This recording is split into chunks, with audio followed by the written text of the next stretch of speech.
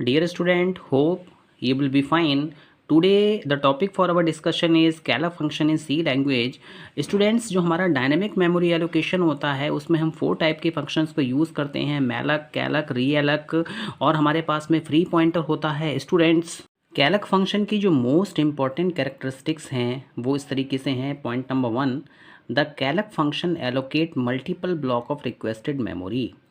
कैलक फंक्शन की हेल्प से हम एक समय में मल्टीपल ब्लॉक्स ऑफ मेमोरी को एलोकेट कर सकते हैं, चाहे वो इंटीजर टाइप के ब्लॉक्स हों, फ्लोट टाइप के ब्लॉक्स हों, डबल टाइप के ब्लॉक्स हों या फिर कैरेक्टर टाइप के ब्लॉक्स हों। मैलक और कैलक में सबसे बड़ा डिफरेंस ये है कि मैलक फंक्शन की हेल्प से हम केवल सिंगल ब्लॉक ऑफ मेमोरी को एलोकेट करते हैं और कैलक फंक्शन की हेल्प से हम मल्टीपल ब्लॉक ऑफ मेमोरी को एलोकेट कर सकते हैं।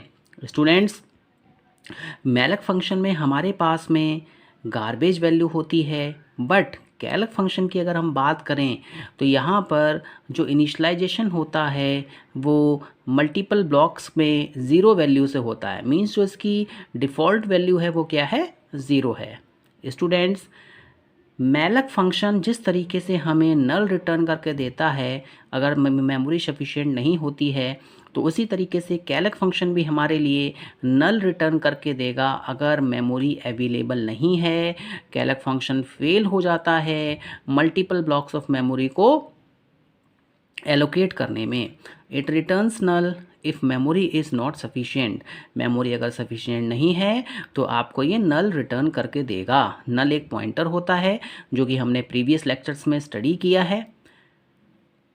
अगर हम अनडिज़ायर्ड रिज़ल्ट नहीं चाहते हैं और हमने कहीं पे पॉइंटर डिक्लेयर किया है और हम उसको इनिशियलाइज नहीं कर रहे हैं तो हम वहाँ पर नल वैल्यू को असाइन कर देते हैं। स्टूडेंट्स, इसका जो सिंटेक्स होता है वो इस तरीके का है। पॉइंटर हम यहाँ पे टाइप कास्ट ऑपरेटर का यूज़ कर रहे हैं, रेफरेंस ऑपरेटर का यूज़ कर रहे हैं, कैलक हमने लिखा, यहाँ पर हमने नंबर और बाइट का साइज़ लिखा। नाउ स्टूडेंट्स हमने कैलक फंक्शन का सिंटेक्स देखा। कैलक फंक्शन के सिंटेक्स में हमने देखा कि जो मैलक फंक्शन है और कैलक फंक्शन से मेजर डिफरेंस ये है कि वहाँ पर हम क्या कर रहे थे कि डायरेक्टली जो भी हमारा साइज़ ऑफ ब्लॉक है वो हम यहाँ पे मेंशन कर रहे थे, बट यहाँ पे मल्टीपल ब्लॉक्स एलोकेट होते हैं, वहाँ पे हम single block of memory allocate करते हैं। हम एक बार मैलक फंक्शन को दोबारा देखते हैं। Malloc function single block of requested memory को एलोकेट करने के काम में आता है।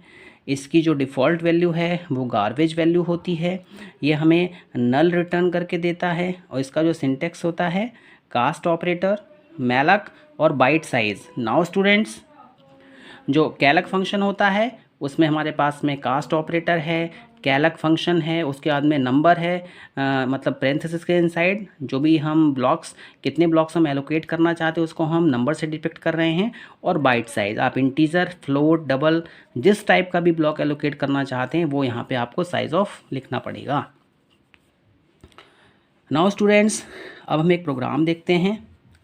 सबसे पहले हमने क्या किया, फाइल को इंक्लूड किया, स्टैंडर्ड इनपुट आउटपुट फाइल है। इसके बाद हमने लाइब्रेरी हेडर फाइल को इंक्लूड किया, हमने मेन फंक्शन क्रिएट किया। मेन फंक्शन में हमने 4 वेरिएबल्स क्रिएट किए। एक मेरे पास में n है, कितने नंबर ऑफ़ एलिमेंट्स हम सेव करना चाहते हैं। एक आई नेम का वेरिएबल है जो कि हम लूप में यूज़ करेंगे। एक हमने पॉइंटर क्रिएट किया, एक हमने सम नेम का वेरिएबल लिया। जो हमने प्रोग्राम मैलक फंक्शन में किया था वही प्रोग्राम हम यहाँ पे कैलक फंक्शन में करेंगे।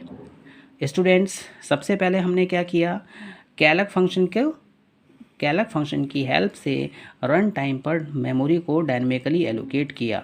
तो यहाँ पर हमने क्या लिखा, कैलक n नंबर ऑफ़ एलिमेंट्स और साइज़ ऑफ इंट। तो यहाँ पर जितने ब्लॉक्स ऑफ मेमोरी, जितने एलिमेंट्स आप सेव करना चाहते हैं, मल्टीपल ब्लॉक्स आपके एक टाइम पे एलोकेट हो जाएंगे। नाउ इसको हमने टाइप कास्ट कर दिया क्योंकि हम यहाँ पे इंटीजर टाइप के ब्लॉक्स को एलोकेट करना चाहते हैं, और तो इसके लिए हमें यहाँ पे इंटीजर पॉइंटर क्रिएट करना पड़ेगा। नाउ स्टूडेंट्स, जैसा कि मैंने आपको बताया, कैलक फंक्शन हमारे लिए नल वैल्यू को रिटर्न करके देता है अगर सफिशिएंट मेमोरी अवेलेबल नहीं है। कैलक फंक्शन मेमोरी को सक्सेसफुली एलोकेट नहीं कर सकता है रन टाइम पर, तो वो आपको नल वैल्यू रिटर्न करके देगा। स्टूडेंट्स, तो यहाँ पर हमें इस कंडीशन को भी चेक करना है, if pointer equal to null. अगर पॉइंटर नल है तो आप ये मैसेज दे देंगे sorry unable to allocate memory, memory allocate करने में सक्षम नहीं है, एग्जिट कर देंगे, प्रोग्राम आपका यहाँ से टर्मिनेट हो जाएगा। नाउ स्टूडेंट्स, अब हम यहाँ पर नंबर ऑफ़ एरे एलिमेंट्स को एंटर करेंगे, enter elements of an array. Now same इसके लिए हम फॉर लूप चलाएंगे। फॉर में हमने क्या किया, i equal to 0, i is less than n, plus plus i, scanf percentile d ptr i। देखिए अब मुझे यहाँ पे कितने एलिमेंट्स को एंटर करना है, 4 एलिमेंट्स को एंटर करना है। तो मैलक फंक्शन की हेल्प से, कैलक फंक्शन की हेल्प से आपने यहाँ पे क्या किया, n size of int means जितने नंबर ऑफ एलिमेंट्स हैं उन सब के लिए इंटीजर की बाइट्स का एक ब्लॉक आप एलोकेट कर दीजिए। अगर यहाँ पे 4 है तो 4 ब्लॉक्स एलोकेट हो जाएंगे इंटीजर टाइप के, मीन्स 2 बाइट ऑफ मेमोरी के, 2 4 जा 8 मीन्स 8 बाइट्स ऑफ मेमोरी यहाँ पे एलोकेट हो जाएगी। नाउ स्टूडेंट्स, तो यहाँ पर मुझे 4 एलिमेंट्स को एंटर करना है। 4 एलिमेंट्स को एंटर करने के लिए यहाँ पर 4 ब्लॉक्स क्रिएट हुए, 1 2 3 4। इंडेक्स नंबर कितना है, 0 1 2 3। अब नाउ ये जो मेमोरी यहाँ पर एलोकेट हुई है उसको पॉइंट आउट कौन कर रहा है, पॉइंटर पॉइंट आउट कर रहा है। तो हमने क्या लिखा है यहाँ पे, पॉइंटर इस मेमोरी को पॉइंट आउट कर रहा है। तो सबसे पहले हम फर्स्ट एलिमेंट को एंटर करना चाहते हैं। स्टूडेंट्स, यहाँ पर हमने ptr प्लस आई लिखा है। देखिए मैंने आपको बताया था कि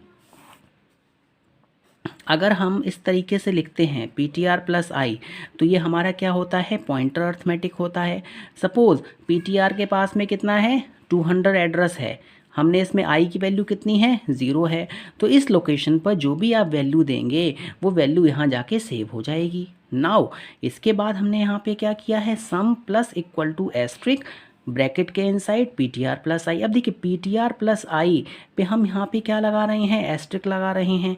एस्ट्रिक लगा रहे हैं तो इसका मतलब क्या है कि यहाँ पर हम डायरेक्टली वैल्यू को डी रेफरेंसिंग कर रहे हैं, इस ऑपरेटर की हेल्प से, इनडायरेक्शन ऑपरेटर की हेल्प से हम डायरेक्टली वैल्यू को फाइंड आउट कर रहे हैं। तो इट मीन्स आपने यहाँ पे 2 अगर सेव किया है तो सम नेम का जो वेरिएबल है मेरे पास में वहाँ पे पहले 0 सेव हो गया आगे। नाउ i प्लस प्लस हुआ, i की वैल्यू 1 हो गई।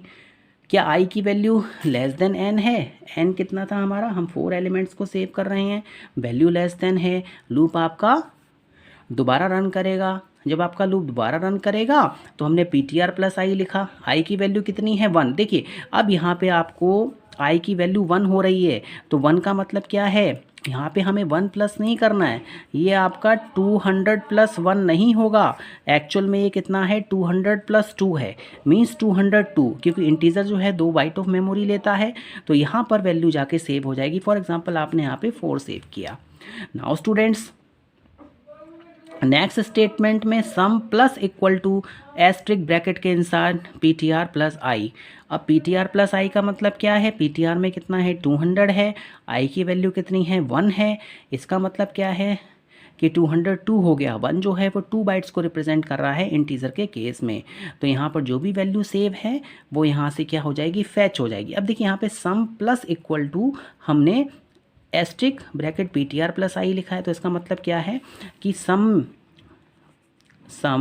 Is equal to sum plus asterisk ptr plus i.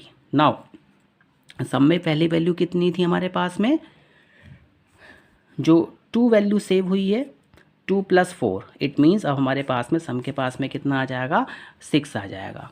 Now students, again आपका लूप रन करेगा, ptr प्लस 2 हो जाएगा, पॉइंटर के पास में 200 एड्रेस है और 2 का मतलब ये हुआ कि 2 2 जा 4 डेट इज 4, 204 मीन्स ये वाला एड्रेस हमें मिलेगा। इस एड्रेस पे जाके हमने सपोज 6 वैल्यू को सेव कर दिया। Now sum plus equal to asterisk ptr plus i, ये स्टेटमेंट आपकी रन करेगी, that is sum equal to sum plus asterisk ptr plus i. Sum के पास में वैल्यू कितनी है, 6 है। अगेन हमने क्या किया, 6 को सेव कर दिया, इट मीन्स यहाँ पर हमारे पास में 12 वैल्यू आ जाएगी। नाउ अगेन लूप आपका रन करेगा कि i is less than equal to n, 4 is less than equal to n। ऐसा नहीं है, 3 is less than equal to n, condition हमारी अभी भी ट्रू है। तो हम यहाँ पे दोबारा इस लोकेशन को ट्रेस करेंगे। 3 2 जा 6 मीन्स 206 एड्रेस हमारे पास में आ गया। पॉइंटर जो है अब इस लास्ट लोकेशन को शो करेगा। और सपोज हमने यहाँ पे क्या कर दिया, 2 को सेव कर दिया। नाउ स्टूडेंट्स हम यहाँ पे दोबारा सम परफॉर्म करेंगे। 12 + 2 that is equal to 14। Sum name के वेरिएबल में क्या आ गया, 14 आ गया। और लास्ट में हम यहाँ पे क्या कर रहे हैं, सम की वैल्यू को प्रिंट कर रहे हैं। तो इट मीन्स यहाँ पे हमारा आंसर प्रिंट हो गया 14। नाउ स्टूडेंट्स आप ये ध्यान में रखेंगे कि हमने यहाँ पे लास्ट में फ्री पॉइंटर का यूज़ किया है। फ्री पॉइंटर के बारे में आपको बताया गया है। देखिए फ्री जो है एज ए फंक्शन की तरह यूज़ होता है। इसके इनसाइड जो भी आप पॉइंटर को पास करेंगे वो पॉइंटर जिस भी मेमोरी लोकेशन को शो कर रहा होगा वो मेमोरी फ्री कर दी जाएगी। ठीक है, तो इट मीन्स यहाँ पे हमारे पास में एरे है जिसके पास में क्या है, 4 ब्लॉक्स ऑफ मेमोरी है। इंटीजर टाइप की मेमोरी है, 4 ब्लॉक्स हैं इंटीजर्स के, तो आपने एलोकेट किए हैं। ये मेमोरी यहाँ से फ्री हो जाएगी। मैंने आपको बताया है कि it is the responsibility of the programmer to free the memory that is allocated dynamically previously by the programmer जिस भी मेमोरी को डायनेमिकली एलोकेट करेगा कैलक फंक्शन की हेल्प से, मैलक फंक्शन की हेल्प से उस मेमोरी को प्रोग्रामर को फ्री करना होगा। अगर आप ऐसा नहीं करते हैं तो मेमोरी इनसफिशिएंसी की एरर आ सकती है, क्योंकि सी लैंग्वेज में ऑटोमेटिक गार्बेज कलेक्शन नहीं होता है। एक बार जो मेमोरी किसी वेरिएबल ने ऑक्यूपाई कर ली, एक बार मेमोरी किसी ऑब्जेक्ट ने ऑक्यूपाई कर ली तो वो उसको रिलीज़ नहीं करता है। इस मेमोरी को प्रोग्रामर को फ्री करना होता है। तो स्टूडेंट्स मैं आशा करता हूँ कि आपको ये प्रोग्राम समझ में आया होगा। एक बार हम दोबारा कैलक फंक्शंस के जो इंपॉर्टेंट कैरेक्टरिस्टिक्स हैं उनको रिवाइज करते हैं। जो हमारा कैलक फंक्शन है उसमें हम multiple block of requested memory को एलोकेट कर सकते हैं। मैलक में हम single block of memory allocate करते हैं। कैलक फंक्शन में हम multiple block of memory allocate करते हैं। मैलक फंक्शन की जो डिफ़ॉल्ट वैल्यू होती है वो गार्बेज होती है। कैलक फंक्शन की जो डिफ़ॉल्ट इनिशियलाइजेशन वैल्यू है वो क्या है, 0 है। मैलक और कैलक दोनों हमें नल रिटर्न करके देते हैं अगर मेमोरी सक्सेसफुली एलोकेट नहीं होती है। इसका सिंटेक्स इस तरीके का होता है, पॉइंटर, कास्ट ऑपरेटर, कैलक फंक्शन का नेम, नंबर, कितने ब्लॉक्स ऑफ मेमोरी आप एलोकेट करना चाहते हैं, और बाइट का size, integer, float, character, double, जैसा कि हमने यहाँ पर शो किया है। Hope you have understood this lecture. Thank you very much.